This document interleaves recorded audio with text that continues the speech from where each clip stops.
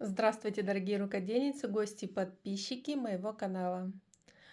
Приступаю к вязанию очередного заказа, и в этом видео покажу вам шапку, которую чаще всего заказывают. На самом деле такие шапки остаются в моде уже несколько лет. Они полюбились всем благодаря вот такой эффектной, невероятно мягкой пушистой пряжи из пуха норки. На самом деле всем нравятся простые объемные шапки, никому не нужны сложные узоры, а благодаря вот такой пряже из пуха норки получаются очень теплые, нежные, пушистые шапки. Они всем очень полюбились. Поэтому даже тот, кто только учится вязать спицами, сможет связать себе такую эффектную простую шапку. Вязание очень простое.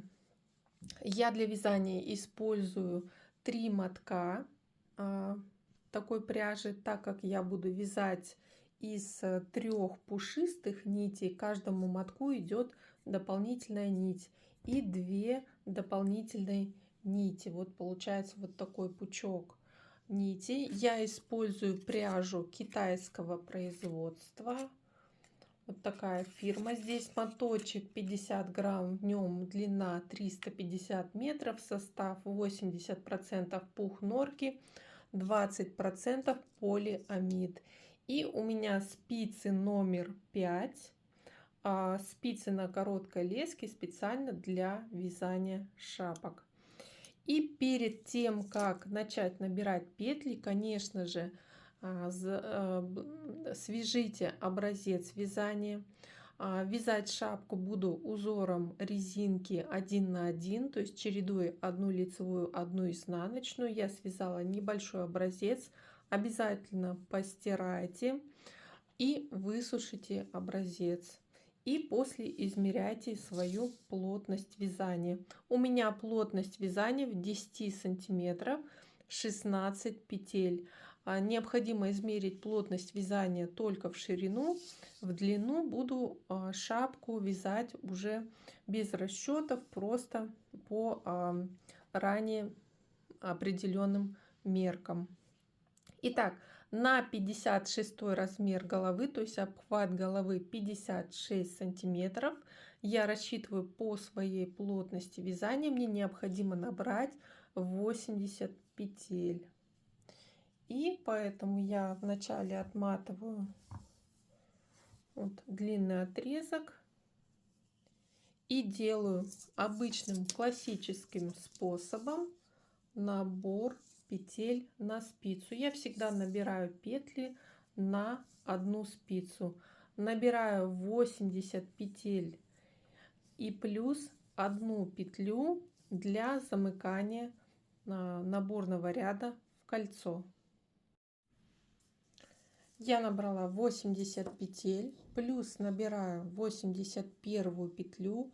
Эта петля уйдет при замыкании наборного ряда в кольцо. Набираю петлю дополнительную. Далее соединяю ряд в кольцо. Для этого первую петельку снимаю и перекидываю дополнительную петлю через первую снятую петлю. Перекинув петлю, затягиваю кончик. И по сути далее можно приступать к вязанию по кругу.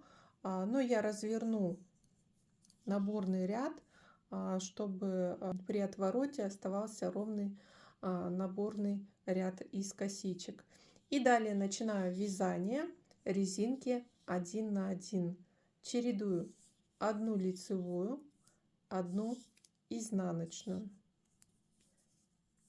одну лицевую, одну изнаночную.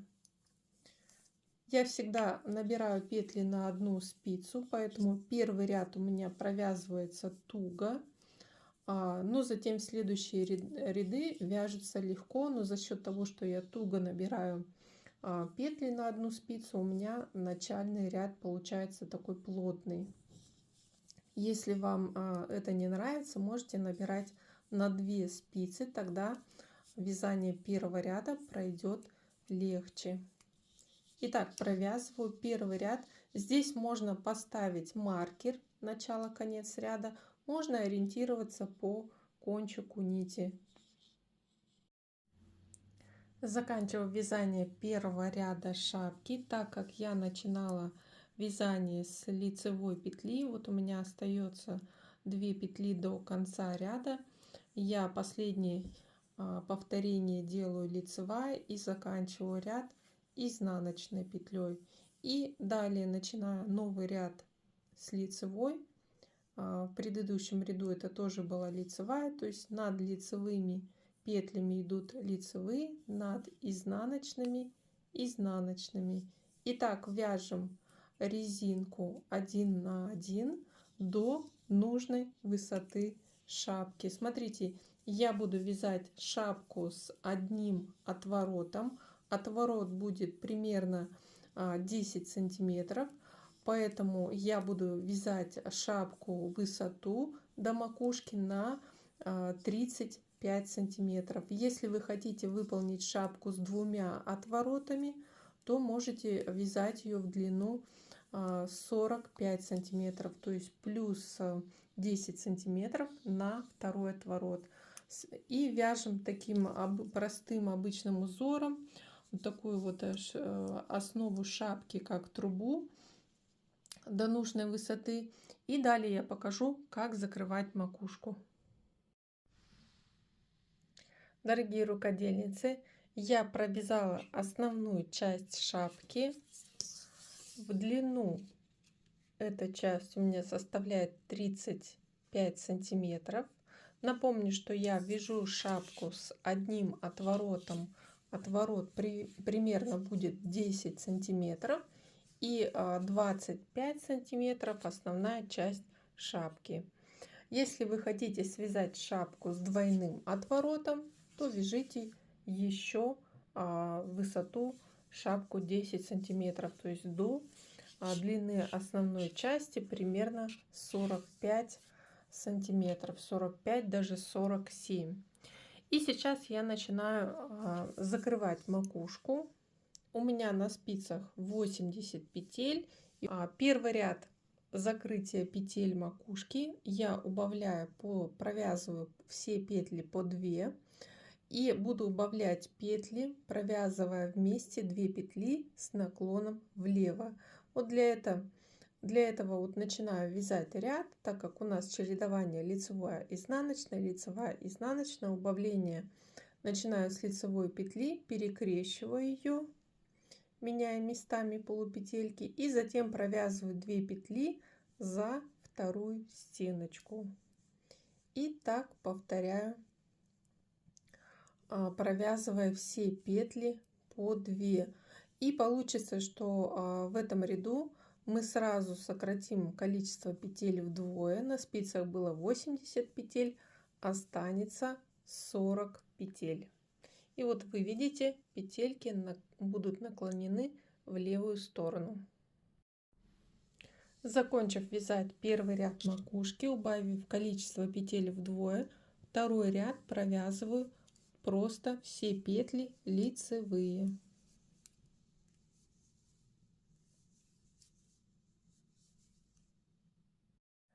Начинаю вязать третий, и это будет заключительный ряд убавлений на макушке. В этом ряду еще раз количество петель сокращаю вдвое и провязываю все петли по 2, 2 петли одной лицевой, и провязываю здесь уже за 2 передние стеночки одной лицевой. Вот такое убавление, все петли по 2 лицевой. У нас 40 петель, количество петель сократится до 20, и далее эти 20 петель уже буду закрывать. Итак, провязав еще ряд с убавлением, у меня на спицах осталось 20 петель. Для провязывания последнего ряда я для удобства взяла чулочные спицы и уже обрезала нить. Теперь я вот этот кончик нити буду протягивать сквозь оставшиеся петли. С помощью крючка можно взять иголку специально для прошивания трикотажных изделий. Ну, я просто крючком протягиваю нить сквозь оставшиеся петли.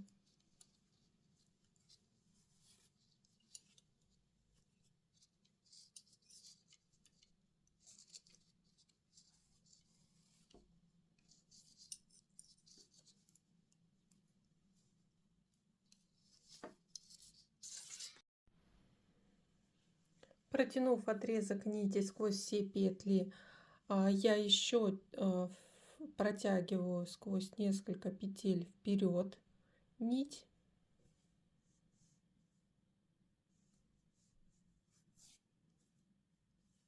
И затем стягиваю отверстие макушки, чтобы не было дырочки. И после нить протягиваю на изнанку. И на изнанке буду закреплять кончик нити. Вот посмотрите, какая пышная макушечка получается. На изнаночной стороне вот буду закреплять эту нить, чтобы она не распустилась, а также спрячу кончик нити от начала вязания. Здесь я просто протягиваю сквозь кромочные петли, ну вот, полупетельки по ряду вверх и затем обрежу остаток нитки. И вот так будет совсем незаметно. Дорогие рукодельницы, шапочка почти готова. Осталось провести ВТО и распушить вязание. И сейчас вы увидите результат вот до стирки и после. Дорогие рукодельницы, шапка полностью готова. Я ее постирала, высушила. Посмотрите, как вязание распушилось, и шапка получилась невероятно нежной, мягкой и пушистой.